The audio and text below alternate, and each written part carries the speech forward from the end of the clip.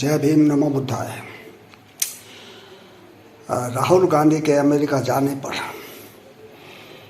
Bharatiya Janata party में तहलका मचा हुआ है, अफरा तफरी मची हुई है। लोग समझ नहीं पा रहे हैं कि क्या करें क्या ना करें। लेकिन दोस्तों, मैं बताना चाहता हूँ कि केंद्र में जो सरकार है उसके प्राइम मिनिस्टर तो नरेंद्र मोदी हैं, मगर वहाँ पर भारतीय जनता पार्टी की सरकार नहीं है, बल्कि वो आरएसएस राष्ट्रीय स्वयंसेवक संघ की सरकार है। 2019 में नरेंद्र मोदी के प्रधानमंत्री दोबारा चुने जाने पर इन्होंने वहाँ पर लगभग 700 लोगों को लेटरल एंट्री के नाम से नियुक्ति दी थी। 700 ये सभी जो है आरएसएस माइंडेड थे। इन सभी को जॉइंट सेक्रेटरी के पद पर रखा गया है। जॉइंट सेक्रेटरी का काम होता है सरकार के लिए नीति निर्धारण करना। आप ये देखिए कि यूपीएससी के एग्ज़ाम क्रैक करने के बाद जब कोई व्यक्ति आईएएस बनता है तो उसे पहले एसडीएम या जॉइंट मजिस्ट्रेट रैंक का जो है पद दिया जाता है, फिर डीएम का पद दिया जाता है, फिर वो कमिश्नर बनता है, उसके बाद में वो सचिव बनता है, उप सचिव, सचिव, जॉइंट सचिव, है ना, जॉइंट सेक्रेटरी। तो इतने बाद बनता है। तो ये जो जॉइंट सेक्रेटरी जो होते हैं ये नीति निर्धारित करते हैं और सरकार उस पर चलती है। तो जो यहाँ पर सत्ता है केंद्र में, वो मोदी की सत्ता नहीं है, ये आरएसएस की सत्ता है।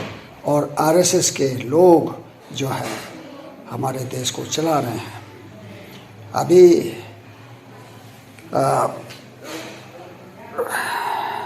राहुल गांधी के बाद 2 हफ्ते बाद प्रधानमंत्री नरेंद्र मोदी की स्टेट विजिट है अमेरिका में, यानी कि वो वहाँ के राष्ट्रपति के निमंत्रण पर जा रहे हैं, लिहाजा उनकी आवभगत भी होगी और बायलैटरल बातें भी होंगी। लेकिन उससे पहले ही वहाँ पर आरएसएस का जो विंग है, अंतर्राष्ट्रीय विंग, वो वहाँ पर सक्रिय हो गया है और उन्होंने निश्चय किया है कि 18 जून से प्रधानमंत्री के समर्थन में, नरेंद्र मोदी के समर्थन में वहाँ अमेरिका के सभी बड़े शहरों में जो है रैली निकाली जाएगी और नरेंद्र मोदी का प्रसार किया जाएगा। इसमें करोड़ों डॉलर खर्च होंगे, लेकिन ये करोड़ों डॉलर जो हैं उसकी कमी तो भाजपा को नहीं है। भाजपा का मतलब है सिर्फ नरेंद्र मोदी और अमित शाह। तो उनके पास अकूत संपत्ति है, चीन द्वारा दिए गए पैसे हैं जो इलेक्ट्रॉनिक मोड के द्वारा जो है सरकार को दिए जा रहे हैं, भाजपा को दिए जा रहे हैं। तो अरबों खरबों का जो है उनके पास में संपत्ति है। तो इसलिए वो अमेरिका में जाके करोड़ों डॉलर भी अगर फूंक देंगे तो कोई बड़ी बात नहीं है। लेकिन इससे क्या नरेंद्र मोदी की इमेज जो है उसमें इजाफा होगा?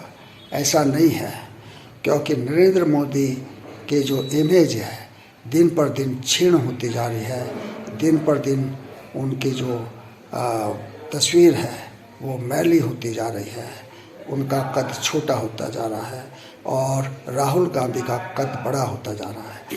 क्योंकि राहुल गांधी कोई अपना प्रचार नहीं करते, वो देश की समस्याओं से वहाँ जो हमारे भारतीय लोग रह रहे हैं, बस गए हैं, तो उनको अवगत कराते हैं कि भाई भारत में इस समय क्या चल रहा है।